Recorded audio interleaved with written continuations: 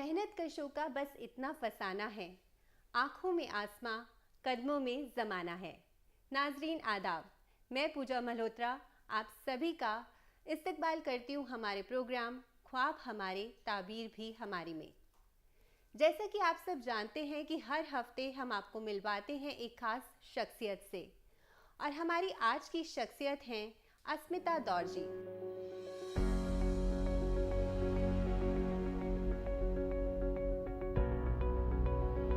नेपाल से हिजरत करके बचपन में ही जमशेदपुर झारखंड में आकर बसने वाली अस्मिता दौरजी की कहानी आज की खवातीन के लिए एक मिसाल है। अस्मिता दौरजी एक ऐसा नाम है जिसको याद करते ही ऐसी खातून की तस्वीर उभर आती है जिन्होंने अपनी गरीबी और लाचारी को ही अपनी कामयाबी की सीढ़ी बनाया और जमाने के सामने एक मिसाल बनकर पेश हुई। बचपन में ही वालिदैन को खो देने वाली अस्मिता को बछेंद्री पाल का बहुत साथ मिला और उन्हीं के बताए रास्ते पर चलकर हिमालय पहाड़ पर बिना ऑक्सीजन के फतेह करने की लगातार कोशिश कर रही हैं। Tata Steel Adventure foundation Jamshedpur में बतौर सीनियर इंस्ट्रक्टर के ओहदे पर फाइज अस्मिता की शादी भी किसी फिल्म की स्क्रिप्ट से कम नहीं। अस्मिता को हरियाणा के झज्जर से ताल्लुक रखने वाले वरुण शर्मा से मोहब्बत हो गई और फिर आगे चलकर दोनों शादी के बंधन में बंध गए। उनके शोहर वरुण शर्मा भी टाटा स्टील में अपनी खिदमत अंजाम दे रहे हैं। आइए सुनते हैं उनकी कहानी उन्हीं की ज़बानी। अस्मिता दौरजी एक माउंटेनियर हैं। ये हिंदुस्तान की पहली ऐसी खातून हैं जिन्होंने माउंट एवरेस्ट क्लाइंब किया है बिना ऑक्सीजन के। अस्मिता दौरजी जिन्होंने माउंटेन की चढ़ाई तो पूरी की, लेकिन 100 मीटर से महज रह गई वो। लेकिन 100 मीटर्स जो हमारी माउंट एवरेस्ट की पूरी हाइट है वो है 8,848 मीटर, और उन्होंने पूरा किया 8,749 मीटर तक, और ये भी अपने आप में बहुत बड़ी उपलब्धि है। इसलिए आज हम आपको मिलवाने जा रहे हैं हमारी खास मेहमान अस्मिता दौरजी से। अस्मिता जी, आपका हमारे प्रोग्राम में बहुत बहुत इस्तकबाल है। Thank you very much madam. सबसे पहले हम आपसे बात करना चाहेंगे आपके बचपन की। आपके सफ़र की शुरुआत कैसे हुई? बेसिकली मैं नेपाल से हूँ। मेरा बॉर्न नेपाल में हुआ था। नेपाल में भी एवरेस्ट रीजन पे, जहाँ की हमारा विलेज पड़ता है, गांव पड़ता है, ठेसू करके। तो बॉर्न वहाँ हुआ। उसके बाद बॉटअप हम जमशेदपुर हुई। तो इसका बीच में जो कहानी है अभी हम आपको बता रहे हैं। 1984 में जब मैडम बछेंद्री पाल जो इंडिया का फर्स्ट लेडी है वो एवरेस्ट जब क्लाइंब किया, तो मेरा फादर जो अंग दौरजी शेरपा है वो भी उनके शेरपा सरदार थे। तो उन्होंने 1984 में एवरेस्ट साथ में किया, समिट हुआ। देन अगेन फिर अक्टूबर में 84 में ही अक्टूबर में उनका एक एक्सपीडिशन और हुआ मेरा फादर का, जो कि नेपाल आर्मी के थे। क्लीनिंग एक्सपीडिशन था एवरेस्ट का। तो उसमें मेरा फादर का डेथ हुआ, जो कि बॉडी तक उनका नहीं मिला। शायद एवलांच आया होगा तो उनका डेड बॉडी भी नहीं मिला। दैन फिर मैडम को बछेंद्री पाल को पता चला कि अंग दौरजी का डेथ हो गया। फिर मेरा 2 ब्रदर है मेरे से बड़े भाई, उन दोनों को इंडिया ले आ गया 1984 में ही। फिर हम लोग तो बहुत छोटे छोटे थे उस टाइम, काफ़ी छोटे थे, शायद 2-3 साल के करीब थे होंगे। फिर हम लोग गांव में थे, नेपाल में थे। फिर 90s में मेरा मदर का डेथ हुआ, क्योंकि इसमें कोई डॉक्टर हॉस्पिटल हुआ नहीं करते थे, तो पता भी नहीं चला क्या बीमारी थी। फिर डेथ हुई। फिर मैडम बछेंद्री पाल को पता चला कि उनका मदर का भी डेथ हुआ। फिर 91 में हम लोग को मैडम बछेंद्री पाल आए और यहाँ इंडिया लेके आए। फिर इंडिया से हमारा जर्नी स्टार्ट हुआ। और मेन हम लोग वहाँ नेपाली लैंग्वेज होता था, शेरपा लैंग्वेज होता है। फिर इंडिया में आके हिंदी सीखना, ये हमारे लिए बहुत ज़्यादा प्रॉब्लम थी, क्योंकि स्कूल में एडमिशन वगैरह लेना था। तो यहाँ आके हम 3 ब्रदर, 2 पहले आ चुके थे, 2-3 बाद में आए। तो तीनों साथ साथ ही रहते थे, क्योंकि बहुत छोटे थे हम लोग एंड लैंग्वेज का प्रॉब्लम थे। तो जहाँ भी जाते वो 3-3 साथ साथ रहते थे। तो फिर लैंग्वेज जो हिंदी लैंग्वेज वो सीखना बहुत मुश्किल हो गया था। फिर 1 साल तक हम लोग सीखने की कोशिश की। तो उसका बीच में मैडम बछेंद्री पाल ने हमें तीनों का अलग कर दिया, ताकि जल्दी हिंदी सीखे, स्कूल भेजे इनको। तो मेरे को भेज दिया था उत्तराखंड में, जो कि उनका कैंप चलता है वहाँ पे टाटा स्टील का। और छोटा वाला जो दूसरा भाई था मेरा, उसको भेज दिया है ये सेवन सिस्टर वगैरह एक प्राइवेट कंपनी, उसमें भेज दिया। और छोटी जो सिस्टर, जो दूसरी सिस्टर है, उसको जमशेदपुर में रखा। तो तीनों को सेपरेट किया। तो उससे फिर हम लोग अपना लैंग्वेज नहीं बोल पाते थे, तो हिंदी सीखने में जल्दी सीख पाए। फिर उसके बाद हम लोगों को स्कूल में एडमिशन हुआ। अब काफ़ी मतलब टोटली डिफरेंट थे, गांव से आ रखे, जहाँ ऐसे गांव जहाँ पे आप ना लाइट थे उस टाइम, उस ज़माने में ना लाइट थे ना, वहाँ पे सिर्फ हेलीकॉप्टर दिखते थे। क्योंकि हेलीकॉप्टर भी इसलिए वहाँ दिखते थे क्योंकि एवरेस्ट में लोग रेस्क्यू के लिए आते हैं जी। तो बाकी गाड़ी कुछ दिखते नहीं थे और लाइट नहीं थे और इतने बड़े बड़े बिल्डिंग्स दिखते नहीं थे, क्योंकि वहाँ पे छोटी छोटी बिल्डिंग, छोटी छोटी मकानें होती है पत्थरों की। जी। तो यहाँ आके हमें पूरा डिफरेंट, मतलब पूरा चेंज हो गया। तो थोड़ा टाइम लगा इसको समझने की, क्योंकि हम लोग छोटे थे, हम फ्लैट में रहते थे। एक TSF का मैडम को एक फ़्लैट मिल रखा था, तो उसमें रहते थे। तो उस फ्लैट में 4-5 मंजिले थे। तो हमें मतलब इतना ये थे कि ये सारा फ्लैट हमको लगा कि हमारी मैडम का ही है, बचेंद्री पाल के ही है। हम लोग मौसी बोलते हैं उनको, बचेंद्री पाल मैडम को। तो हमको लगा मौसी का ही है। तो किसी के घर पे भी घुस जाते थे, मतलब इतना इनोसेंट थे कि कुछ पता ही नहीं था हमें। फिर धीरे धीरे धीरे अवेयरनेस आने लगा, समझने लगे, स्कूल स्टार्ट किया। तो स्कूल स्टार्ट करने के बाद 5, 6, 7 के बाद हम लोगों को मैडम ने काफ़ी एडवेंचर में भेजा ताकि कुछ सीखें। तो मुंबई हम लोग गए थे, डलहौजी हम लोग गए थे। फिर एडवेंचर लाइन छोटे से हम लोग को इसी फील्ड में डाला हुआ था, शुरू से ये एक्सपोजर मिला था हमें। तो काफ़ी मज़ा भी आने लगे। फिर स्कूलिंग किए हम लोग ने। फिर उसके बाद मुझे शुरू छोटे से यही चीज़ कर रहे थे। फादर भी इसी फैमिली से माउंटेनियरिंग लाइन से थे, जो हमें पाला पोसा मैडम बजेंद्र पाल भी, वो भी माउंटेनियरिंग लाइन से थी। माहौल वही था जी। तो फिर मेरे को बेसिक कोर्स के लिए भेज दिया गया था। उस टाइम मैं क्लास 9 में पढ़ती थी, तो छोटी थी काफ़ी, समझ ही नहीं आता था माउंटेनियरिंग कोर्स। हमको लगा पिकनिक के लिए जा रहे हैं, लेकिन माउंटेनियरिंग कोर्स एक ऐसा कोर्स है जो कि आपको माउंटेनियर बनना है, तो वो कोर्स में A ग्रेड लाना बहुत ज़रूरी होती है। तो मस्ती मस्ती में कर लिया, क्योंकि उतना पता ही नहीं था, छोटी थी। पर उसमें भी A ग्रेड आ ही गए। फिर मज़ा आने लगा ये फील्ड में, तो फिर एडवांस किया। उसके बाद IMF है, जो कि इंडियन माउंटेनियरिंग फाउंडेशन दिल्ली में ही है। तो उनका एक्सपीडिशन चलता है साल में 2 बार, साल में 2 एक्सपीडिशन चलता है, पूरा लेडीज़ का ही। तो फिर मैंने 2004 में वो एक्सपीडिशन मैं उसका मेंबर थी। हम लोग एक्सपीडिशन किया 2000 गंगोत्री 1 पीक है, जिसका हाइट है अराउंड 20,000 अबाउट जी। उसके बाद फिर 1 साल बाद हम लोगों ने फिर IMF का ही दूसरा एक्सपीडिशन निकला। फिर वो हिमाचल में है, वाइट सेल एक्सपीडिशन पीक है उसका भी अराउंड 23,000 फीट करीब है उसका हाइट। फिर वो किया, उसको वो सबमिट हुआ। कम से कम लोग 7-8 मेंबर थे होंगे, उसमें से 1-2 का नहीं हुआ, बाकी सबका सबमिट हो गया था। ऐसा करते करते फिर मैं as a instructor Tata Steel Adventure Foundation में गेस्ट में जाते थे हम लोग। जब इंस्ट्रक्टर का ज़रूरत पड़ते तब वो लोग बुलाते थे कि आप आ जाइए, ट्रेन करिए बच्चों को। बस इसी से स्टार्ट हुआ हम लोग का जर्नी। जी। मैं ये पूछना चाहूँगी कि आपने जब माउंट एवरेस्ट के लिए सोचा और ये सोचा कि आप बिना ऑक्सीजन वहाँ जाएंगी, तो उसके लिए आपने, एक तो आपके जहन में ये कैसे आई बात, साथ ही में आपने उसके लिए कुछ स्पेशल ट्रेनिंग्स भी ली? जी। तो माउंट एवरेस्ट का तो पहले एक्चुअली काफ़ी इसका कॉस्ट रहता है। एवरेस्ट एक्सपीडिशन में जाना मीन्स आपको 23-24 लाख लगता है। तो ये किसी नॉर्मल फैमिली या नॉर्मल पर्सन या जो मीडियम फैमिली की सोचने ही मुश्किल हो जाती है जी। तो शुरुआत में तो मैंने उतना सोचा ही नहीं था एवरेस्ट के लिए, क्योंकि पैसे काफ़ी लगते थे। तो मन में था मुझे एवरेस्ट करना है, लेकिन मैंने कभी भी बाहर आके बोला नहीं था कि मुझे एवरेस्ट करना है। देन 2019 में फिर हमारे बाकी TSF से भी काफ़ी सारे लोगों ने एवरेस्ट कर रखे थे। अपॉर्चुनिटी पहले उनको मिलते थे जहाँ से रूरल लोग थे, जहाँ से मतलब जो उनको थोड़ा आगे एक प्लेटफॉर्म देने के लिए उनको मैडम उनको एवरेस्ट के लिए सिलेक्शन करती थी। फिर 2019 में मैडम ने मेरे को बोला कि तुम एवरेस्ट करेगी। मैंने कहा ये तो हर माउंटेनियर का खौफ होता है कि एवरेस्ट क्लाइंब करूं। बिल्कुल जी। तो 19 में मैंने जाने के लिए प्रैक्टिस की काफ़ी। उस टाइम उत्तरकाशी में रह के मैंने बैग 20-25 kg बैग लेके हम लोग अप डाउन करते थे, रनिंग करते थे हिल्स में।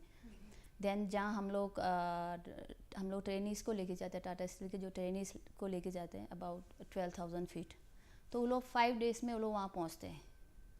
तो मैं एक ही दिन में जाके फिर वापस बेस कैम्प आ जाती थी। तो इस ढंग से हमने प्रैक्टिस किया, काफ़ी अपने को पुश किया। फिर पता चला कि कोरोना मतलब ऑलमोस्ट हो गया था, बस कुछ दिन रह गया था। मार्च में हम लोग को, फेब में मैं उत्तरकाशी में थी, मार्च में हमको एवरेस्ट के लिए निकलना था, एंड ऑफ मार्च। फिर कोरोना का केस इतना ज़्यादा बढ़ गया कि वो कैंसिल हो गया। तब उस टाइम फिर हमारा डिपार्टमेंट हेमंत गुप्ता जी था, मैडम थी, तो उसने कहा कि मायूस मत हो, अभी नेक्स्ट ईयर देख लेंगे जी। दोनों ने बोला कि अभी तो चांस तो हम देंगे आपको, नेक्स्ट ईयर देख लेंगे। फिर नेक्स्ट ईयर के लिए बोल दिया इतना, फिर मैंने और ज़्यादा बेटर तैयारी की, अपनी प्रैक्टिस की काफ़ी सारी। तो हमने डिफरेंट एक्सपीडिशन किया है। तो जैसे विंटर, हम लोगों ने विंटर किया था 2019 में, तो लेह लद्दाख में स्टॉक कांगड़ी है, तो विंटर में करना काफ़ी डिफ़िकल्ट होती है, क्योंकि आपका पूरा कंडीशन ही डिफरेंट रहता है। स्नो लाइन बहुत नीचे से स्टार्ट होती है, ठंडी काफ़ी रहता है, -30-40 डिग्री रहता है विंटर में। तो उसी एल्टीट्यूड में रह के और रूट खोलना, क्योंकि हम लोग अल्पाइन में कर रहे थे। अल्पाइन मीन्स अब खुद करना, कोई आपका सपोर्ट टीम नहीं रहेगा। रूट खोलना, रोप लगाना सब खुद ही करना पड़ता है, तो खाना बनाना सब खुद ही। तो वो वाला एक्सपीडिशन हमने किया, लेकिन उसका समिट नहीं हुआ, 300 मीटर से हम लोग को रह गया था। तो फिर हम लोग वापस आए, क्योंकि काफ़ी रिस्की था। उस हाइट आपको रूट खोलना मीन्स आपको वहाँ जिस हाइट तक हम लोग गए, उसके बाद आगे जा रहे, तो स्टेप जब रख रहे तो पूरा बर्फ़ का लाइन ऐसा आ रहा है, ताकि एवलांच, जैसे एवलांच आते हैं जी। तो रिस्की था, तो हम लोग, माउंटेन हमेशा वहीं रहता है जी। तो हम लोग नीचे वापस आए। तो वहाँ से मेरा लगा मुझे कि भाई मैं एक लेडी होने के बावजूद मैं लड़कों के बराबर रूट खोल रही हूँ। तो उससे मेरे को पता चला कि मेरे को डिफरेंट करना है, कुछ अलग, क्योंकि मैं लड़कों के बराबर चल रही हूँ एक लेडी होके। तभी से मेरा दिमाग में आया कि मुझे डिफरेंट करना है। एवरेस्ट तो हर कोई चढ़ जा रहे हैं, तो मुझे थोड़ा उनसे हट के करना था। तब से मेरा दिमाग में आया। फिर मैंने मैडम को भी बताया, बचेंद्र पाल जी को, हेमंत गुप्ता सर जो थे हमारे, अभी हमारे हेड है, तो उनको बताया कि ये विदाउट ऑक्सीजन जाना है। तो वो लोग भी मान गए, देख लिया कि मेरा फिटनेस कैसे है, ट्रस्ट किया उन्होंने। तो उन्होंने एक्सेप्ट किया कि हाँ ठीक है, तुम प्रैक्टिस करो एंड भेज देंगे करके जी। उसके बाद फिर दोनों ने काफ़ी प्रैक्टिस की, हेमंत गुप्ता और मैं। डलमा में एक हिल होता है, डलमा हिल करके जमशेदपुर में, तो उसमें हम लोग सुबह सुबह, काफ़ी हाइट है, नीचे से हम रनिंग करते थे हिल्स में। वो भी साथ में जाते थे, हम भी साथ में बराबर पहुंचते थे। तो ऐसा करके काफ़ी मेहनत किया, साइकिलिंग की एंड रनिंग करती थी, एक्सरसाइज करती थी। तो उससे मेरे को धीरे धीरे पता चल गया, मेरा स्टैमिना बिल्ड होता गया। दैन फिर मैंने ठान लिया कि मुझे बिना ऑक्सीजन के ही करना है। और आप कर भी पाएंगे, बहुत कुछ। मैं पूछना चाहूँगी, आपने अपनी जर्नी में बहुत सारी एक्सपीडिशंस की, तो कोई एक ऐसा एक्सपीरियंस जो आप शेयर करना चाहें? सबसे ज़्यादा एक्सपीरियंस तो अभी एवरेस्ट में ही हुआ, क्योंकि ये एवरेस्ट का जो विदाउट ऑक्सीजन जाना मेरे लिए बहुत ही ज़्यादा रिस्क का बात है, क्योंकि कोई नहीं जाता बिना ऑक्सीजन का। जो भी जाता है कैंप 2 से स्टार्ट करता है, कोई कैंप 3 से स्टार्ट करता है। तो ठान तो लिया मैंने कि मुझे करना है विदाउट ऑक्सीजन, लेकिन साथ में थोड़ा सा डर भी रहता ही था कि भाई कुछ हो जाएगा, क्या होगा। लेकिन फिर मन में ये था कि मेरा फादर ने बिना ऑक्सीजन का किया हुआ था। अच्छा। तो मुझे उनसे भी थोड़ा सा हिम्मत मिला कि जब मेरे पापा कर सकते हैं बिना ऑक्सीजन के, तो उसके बेटी क्यों नहीं। तो उसी लाइन में काफ़ी लोग, जब हम लोग एवरेस्ट के लिए जा रहे थे, मतलब कैंप, जैसे हम लोग बेस कैंप होती है सबसे पहले एवरेस्ट में, बेस कैंप तक पहुंचने के लिए 6-7 दिन लगती है, बाय वॉक करके, पैदल चल के आपको। उसके बाद बेस कैंप के बाद कैंप 1 होता है। फिर कैंप 1 में कुछ दिन आप रहते हैं, मतलब अप डाउन करना पड़ता, ताकि बॉडी आपका एक्लामेटाइज हो इस इन्वायरमेंट के साथ, उस एल्टीट्यूड के साथ। फिर कैंप 1 आप गए, फिर वापस आया, फिर कैंप 2 गए, फिर वापस आया, 3 गए, फिर वापस आया, 4 गया, फिर वापस आया। तो मेरा क्या था, बिना ऑक्सीजन का जाना था। तो जो जिसके थ्रू हम लोग गए, एजेंसी के थ्रू, तो उनके लिए भी ये चीज़ रिस्क रहता है, बिना ऑक्सीजन का लेके जाना, कुछ हो गया तो फिर उनका एजेंसी का नाम भी ख़राब हो जाएगा। अच्छा। तो उन्होंने ये बोला है कि हम आपको पहले देखेंगे कि आप कर पाएंगे या नहीं कर पाएंगे। तो मेरा बाकी मेंबर का एक ही रोटेशन था, तो मेरा था सेकंड रोटेशन। सेकंड रोटेशन में क्या है, नीचे बेस कैंप से डायरेक्ट कैंप 1 छोड़ के सीधा कैंप 2 जाना था, एक कैंप स्किप करना पड़ता है, तो वहाँ पहुँचना था। तो अच्छे टाइम में पहुँचे बिना ऑक्सीजन का या बिना उसका, तो वो लोग भी मान गए कि सही है। फिर और आगे हाइट का देखना था, क्योंकि जितना हाइट पे आप जाके आपको बॉडी साथ देता है नहीं देता ये चीज़ देखने के लिए। फिर एक दिन हम लोगों को कैंप 3 में सोना पड़ता है। कैंप 3 आपका अराउंड है 24,000 फीट पे। तो वहाँ पे मैं एक नाइट वहाँ सोई, नाइट स्टे किया।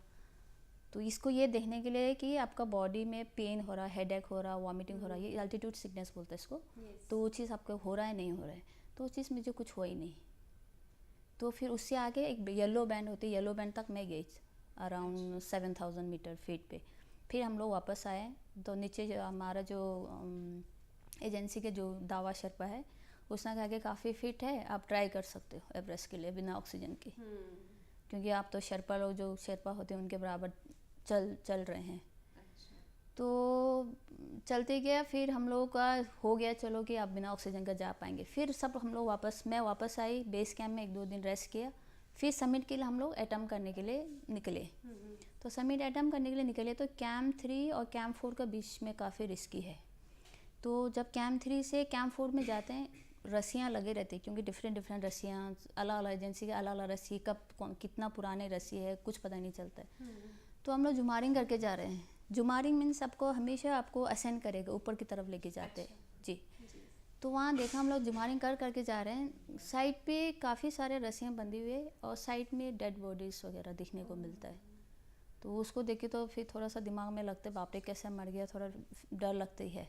फिर भी अपना आपको मोटिवेट करना पड़ता है ये माउंट। जी, मैं यही पूछना चाहती थी आपसे कि कभी ऐसा कोई वाकयात, मतलब जैसे एक डर सा आता है मन में, फिर लगता है कि शायद मैं नहीं कर पाऊंगी, लेकिन फिर होता है कि नहीं, अपने अंदर से ही आता है कि नहीं मुझे करना है, और फिर आप अपने आप को मोटिवेट करते हैं और आगे बढ़ते हैं। तो ऐसा कुछ हाँ बताइए। यहीं पे तो ये डेड बॉडी वगैरह देख के मुझे ऐसा लगा कि बाप रे, थोड़ा डर लगने लग गया यार, कैसे मर गए ये लोग, ऑक्सीजन के साथ ऐसे मर रहे हैं, तो मैं तो बिना ऑक्सीजन के ही जा रही हूँ। फिर मुझे लगा कि जिसको मरना है वो तो कहीं पे भी मरेगा, चाहे वो रोड एक्सीडेंट में, बाथरूम में लोग गिर के मरते हैं। बिल्कुल। जी। तो मेरे को यही लगा कि मैं अगर मरे तो मरे, लेकिन ये चीज़ था कि मुझे अब बिना ऑक्सीजन के जाना है, कंप्लीट करना है। कंप्लीट करना। हाँ, तो यही मैंने अपना को पुश किया, मोटिवेट किया और जर्नी आगे कंटिन्यू रखा। बट इस तरह से मैं जी, फिर वही रह गया। साउथ समिट करके जगह है, वहाँ तक मैं पहुँची 8,749 फीट पे, तो मीटर पे सॉरी। तो वहाँ जाके जैसे उसने गाइड ने मुझे बोला कि भैया मैडम यहाँ से आधा घंटा आपका एवरेस्ट, और मैं सामने ऐसे देखा तो सामने एकदम एवरेस्ट दिख रहा है। तो एवरेस्ट देखने के लिए तो लोग वो भी सामने दिख रहा, और 100 मीटर रह गया। जैसे उसने बोला 100 मीटर रह गया, अब चलिए करके मैं जैसे चलना शुरू किया, बस वो मेरा पूरा दिखना ही बंद हो गया, पूरा ब्लाइंड हो गया, मुझे रास्ता ही नहीं दिख रहा, क्योंकि वो तो डेड जोन है। अगर आप एक कदम भी गलत रखोगे तो सीधा चाइना या तो आपका नीचे उसमें नेपाल बॉर्डर उसमें पहुंच जाएंगे। तो फिर हमने डिसाइड किया कि नीचे लौटना। उसने शेरपा ने भी बोला, मैंने भी बोला चलो जब दिख ही नहीं रहा है तो ऊपर जाके कोई फ़ायदा नहीं है। और टाटा स्टील में सेफ्टी का बहुत ये रखता है कि भाई आप सेफली आ जाओ, माउंटेन तो वहीं रहेंगे, सेकंड टाइम आप आ सकते हो। फिर डिसीजन लेके वहाँ से, क्योंकि ये मेरी लाइफ नहीं है, जो मेरे साथ जो शेरपा है उसका भी लाइफ में डेंजरस में डाल सकती हूँ। तो नीचे आई मैं उसको लेके। ठीक है, आपने बतौर इंस्ट्रक्टर भी काम किया है, तो आप आने वाली जो न्यू जनरेशन है उसके लिए क्या बदलाव करना चाहेंगी? तो न्यू जनरेशन के लिए तो मैं यही बोलना चाहूँगी कि सही एफर्ट अब लगाइए और सही गोल को चुनिए, जहाँ आपको इंटरेस्ट, जिसमें आपको मज़ा आने लगता है, तो उसको आप चुन के करें तो आपका टारगेट अचीव होगा ही होगा। सही एनर्जी, सही एफर्ट मारेंगे तो। जी नहीं, आप उनके लिए आप क्या बदलाव चाहेंगी कि इस माउंटेनियरिंग फील्ड में क्या क्या चीज़ें और होनी चाहिए? बेसिकली लोग क्या है ना, कंफर्ट जोन में रहने का बहुत आदत रहता है तो मैं यही चाहती हूँ कि घर से बाहर निकले, एसी रूम से बाहर निकले, थोड़ा नेचर के पास जाइए, अपना आप को टेस्ट करिए, ताकि आप कहीं भी एडजस्ट एडॉप्ट हो पाए। क्योंकि ज़रूरी नहीं कि माउंटेनियरिंग लाइन में ही आपको बाहर निकलना है, आपको ये जहाँ आप एक बार अपना आपको एडजस्ट एडॉप्ट करना सीख गया, वो कहीं भी आप लाइफ में एंजॉय कर पाएंगे। क्योंकि अभी हर जगह लोगों को चाहिए AC room, 4 star 3 star hotel चाहिए, खाना अच्छा चाहिए। तो उसमें क्या, कहीं अगर ऐसे आप जगह में फंस गए हैं जहाँ पे आपका कुछ ऐसे फैसिलिटीज़ नहीं मिलेगा, तो वहाँ आप बहुत मायूस हो जाएंगे जी। तो कंफर्ट जोन से निकले और अपना आप को एडजस्ट करने सीखे, ताकि आप कहीं भी एडजस्ट करें, कहीं भी जाओ, आप किसी का भी हेल्प भी कर सकते हो। कहीं आप फंस गए हैं तो वहाँ अपना को सर्वाइव कर पाएंगे। जी बिल्कुल। आपकी हाल ही में शादी हुई है 2021 में, तो आपको आगे जैसे और भी एक्सपीडिशंस करनी है, तो आपको फैमिली सपोर्ट कैसे रहता है, मिलता है पूरा? मैं अपना को बहुत लकी मानूंगी कि जज्जर में मेरा, जो लोग बहुत सुनते हैं जज्जर वाले ऐसे होते हैं वैसे होते, पहले डरती थी मैं तो अभी तो मेरा फैमिली, जो मेरे हस्बैंड तो पूरा एकदम सपोर्ट रहता ही रहता है। बाकी मेरा सास ससुर, मेरा ननद, पूरा हर तरह से वो लोग सपोर्ट करते हैं। सब अपने तरह से सपोर्ट करते हैं। जैसे मेरा फादर इन लॉ है, वो पूरा मेरा फिटनेस पे बोलते तुम ऐसा करो, ये खाओ वो खाओ। और जो मेरी ननद है वो भी कुछ बताती रहती है, ये करो वैसे करो। बाकी मेरा मदर इन लॉ भी काफ़ी खुश रहती है कि कुछ अच्छा कर रही है। तो बहू को कोई ऐसे बाहर भेजना या ऐसा माउंटेन रिस्की जगह भेजना हर कोई अलाउ नहीं करता है। तो मैं तो लकी मानूंगी कि मेरा सास ससुर या मेरा घर वाले ऐसे मिले मुझे। आप नेपाल की रहने वाली हैं और शादी हुई आपकी झज्जर हरियाणा में, तो कैसे हुआ ये मेल? एक्चुअली मैं टाटा स्टील एडवेंचर फाउंडेशन में जॉब करती हूँ, वरुण भी वहीं जॉब करता है। तो शुरुआत ऐसा हुआ कि मैं पहले से वहाँ जॉब करती थी। वरुण टाटा स्टील में पहले थे और टाटा स्टील एडवेंचर फाउंडेशन में बाद में आया, जिस कंपनी में हम हैं। तो मैं उत्तरकाशी में थी और वो उत्तरकाशी का प्रोग्राम करने आया था जी। तो वहाँ से उसको शायद मेरा हार्ड वर्क देख के उसको शायद पसंद आया होगा। मैंने उसको ये भी पूछा था कि मेरे में क्या देखा आप जी तो वो यही बोल रहा है कि बहुत कुछ है आपके अंदर जो मुझे दिख रहा है। शायद उसने मेरा सारा वो स्ट्रेंथ वगैरह देख लिया होगा। फिर उसने मुझे प्रपोज वगैरह किया। देन अब घर पे बताना ही था ये चीज़ें। तो घर पे जब देखा, फैमिली में सब लंबे चौड़े लोग हैं और हम रह गए बहुत छोटे। हाँ, उनका और आपका। हाँ, तो भी फिर नाम सुना जज्जर का है, फिर थोड़ा सा दिमाग में ऐसे ही लगता है कि पता मानते हैं नहीं मानेंगे फैमिली वाले जी। फिर वरुण तो पहले से दिमाग में यही था कि नहीं भी मानेंगे तो कर लेंगे, थोड़ा धीरे धीरे मान जाएंगे। क्योंकि फिर घर वाले काफ़ी पढ़े लिखे हैं, मेरा father in law mother in law सारा डॉक्टर है। तो उन्होंने बताया सब चीज़ हमारे बारे में कि मैं ऐसी लड़की अस्मिता करके, जैसे अस्मिता करके बोला होगा उसने। तो मेरा जो ननद है वो उसने मम्मी ने फेसबुक में सर्च करके देख लिया मेरे को। अच्छा। वो बताया अभी शादी के बाद। अच्छा। तो देखा होगा तो अरे छोटी सी है, हाइट भी काफ़ी छोटे, मेरे हस्बैंड बहुत लंबे हैं, अराउंड 6 फीट कुछ है। तो देख लिया था वो मम्मी लोगों ने। फिर वरुण ने बोला होगा भी देख लिया उन्होंने कि आपने छोटी है मगर काम बहुत बड़े बड़े किए हैं। जी फेसबुक में सारा देख लिया। फिर वरुण ने भी बोला भी करना है तो इसी से करेंगे समथिंग कुछ ऐसा हुआ होगा। देन मम्मी लोगों ने भी एक्सेप्ट कर लिया। और सगाई से पहले हम मेरे को घर लेके गए उनका।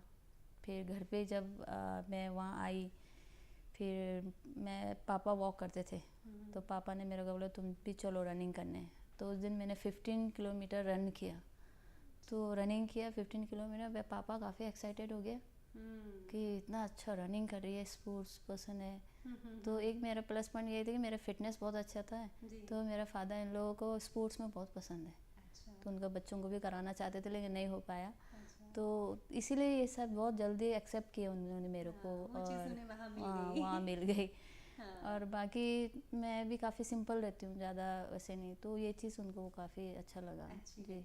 आपके हस्बैंड क्या करते हैं वैसे? वो हमारे कंपनी में टाटा स्टील एडवेंचर फाउंडेशन में वो एज अ मैनेजर है। तो जितना भी कोर्सेज होती है तो उनका सारा कोर्स डिज़ाइन करना, किसको काम अपना जॉब देना, ये सब चीज़ वही हैंडल करते हैं। अच्छा। और अब आपने आगे क्या सोचा है? आपके फ्यूचर प्लान्स क्या हैं एक्सपीडिशंस को लेकर और बाकी आगे माउंट एवरेस्ट को लेकर भी आपने क्या सोचा हुआ है? तो इस साल मैंने यही सोचा है कि जो मेरा 100 मीटर जो रह गया है उसमें मैंने देखा कि मुझे क्या अभी जो 100 मीटर रह गया है उससे मेरे को काफ़ी चीज़ सीखने को मिली एक्चुअली। अच्छा। तो उसके लिए मुझे काम करना है। तो सबसे पहले मैं 8000 मीटर को बिना ऑक्सीजन का करूँगी। वो सक्सेस अगर हो गया देन मैं एवरेस्ट के लिए ट्राई करूँगा अगेन, कि जो मेरा 100 मीटर रह गया उसको मैं सक्सेसफुल बनाऊँ, कंप्लीट करूँ विदाउट ऑक्सीजन। अस्मिता जी, आप अपने आप में एक बहुत बड़ी मिसाल हैं।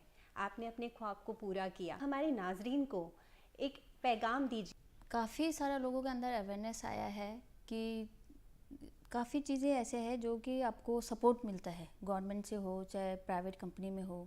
अभी स्पोर्ट्स में काफ़ी सारा आपको अपॉर्चुनिटी है, स्पोर्ट्स में, माउंटेनियरिंग में। इसमें भी जो लोग अगर कुछ नहीं कर पा रहे हैं, जिनको ये सब चीज़ में इंटरेस्ट है, तो उसको बाहर निकलने का बहुत ज़रूरी है। इसमें भी आप अपना फ्यूचर सेट कर सकते हो। स्पोर्ट्स में तो अभी लोग कहाँ लोग नहीं निकले हैं, गवर्नमेंट जॉब भी इसमें मिलता है। तो माउंटेनियरिंग लाइन हो गया, स्पोर्ट्स हो गया, स्विमिंग हो गया, आर्चरी हो गया, ये जितना भी स्पोर्ट्स है उसमें काफ़ी सारा अपॉर्चुनिटी है कि आप खेले, नेशनल लेवल, इंटरनेशनल लेवल खेलने के बाद आपको जॉब मिलता है। तो इसमें भी अपना कैरियर आप बना सकते हो, क्लियर है कैरियर बनाने के लिए जी। और अपना कंफर्ट जोन से निकले बाहर। जब तक आप बाहर नहीं निकलोगे, अपने आप को पुश नहीं करोगे, तब तक आपको खुद को पता नहीं चलेगा आप क्या कर रहे हो। तो पुश करना बहुत ज़रूरी है आपको कुछ अचीव करना है तो। अस्मिता जी, आप जमशेदपुर से यहाँ आई हमारे बुलाने पर, और आपने हमें अपना कीमती वक्त दिया और हमसे बहुत सारी बातें साझा की। इसके लिए आपका बहुत बहुत शुक्रिया, और हम आपको बहुत सारी शुभकामनाएं देते हैं आपके आगे के लिए। थैंक यू वेरी मच, आप लोगों ने मुझे यहाँ बुलाया, थैंक यू वेरी मच। तो नाजरीन, ये थी अस्मिता दौरजी, जो हमारे बुलाने पर जमशेदपुर से यहाँ आई और हमारे साथ बातचीत की।